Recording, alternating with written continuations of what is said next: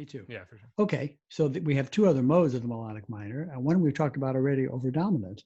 So the second mode, if we're talking about that relative to a minor, it would be Dorian flat 2 or Phrygian 6. If we're talking about it over dominant, it would be 13 with a sus and a raised and lowered 9.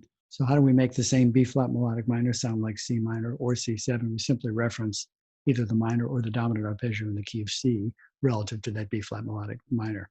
So if I want to make it sound like C minor, maybe play some straight up C Dorian chords. And then I'm perceiving it as C minor. So not that note, that doesn't belong.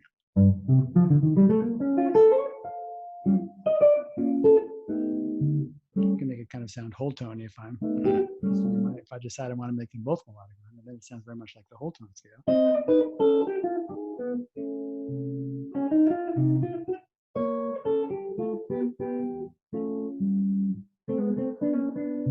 Double stoppy stuff. You can do this very well too, I'm sure. So think melodic minor or whole tone below a minor, either over whatever version of C minor you're playing. Doesn't have to be melodic or Dorian, could be anything.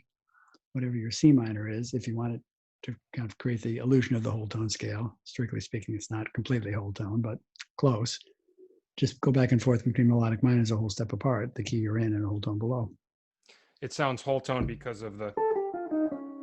Yes. So because you're Yes. saying B flat melodic minor over C minor. Yes. Mm-hmm.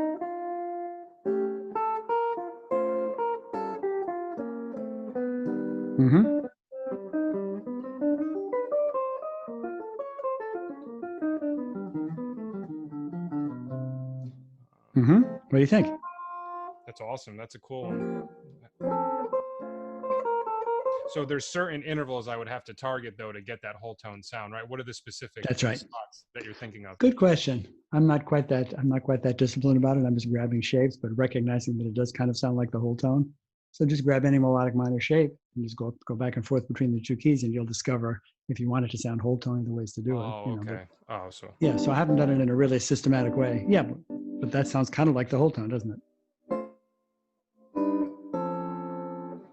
Mm-hmm. Mm-hmm.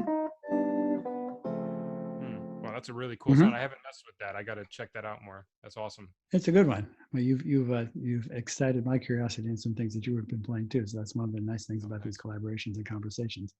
So our last key would be the Locrian sharp 2. It's a 6 mode. So strictly speaking, this is designed to modify the half diminished by adding the 9, adding the natural 9. So that's the sound I like a lot. You use it a lot too. So if we think of that as a key, that would be melodic minor. The 6 mode would correspond to melodic minor, a minor third above. And what's interesting about that is if you play major, a minor third above, that's just a relative major. So that would be just straight up C Dorian. So if I take E flat major, Ionian or Lydian, it's just C Dorian sounds. And if I drop the third down from a G to an F sharp to my melodic minor, then I've got my Locrian sharp 2. So I would say also in a larger sense, why limit yourself only to half diminished? Why not think of that just as a kind of a modified minor 9 flat 5? So strictly speaking, it's not, why call it only half diminished? Why not think of that as part of our larger minor vocabulary? So if I go back and forth between E flat major and E flat melodic minor over C minor, the 9 remains for both, and the 5th is flatted. So now I have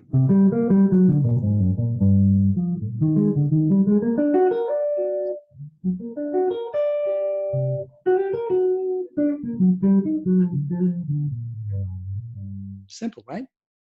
Yeah, that's really cool. In principle, you can do it too. So one is, and bear in mind that absolutely does function as a kind of C half diminished. So we can also use, and I've seen you do this in our first session. I think you were doing it. I know you can do it.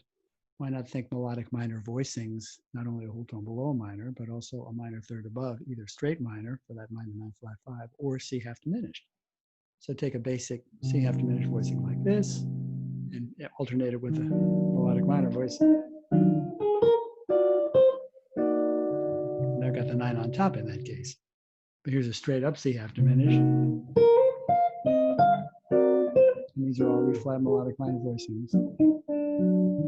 Now, if I'm thinking of it in a larger sense of as just C minor, I might throw that open G in too. So put the G on top even. So, of course, the natural or the perfect fifth doesn't go away if we're playing C minor.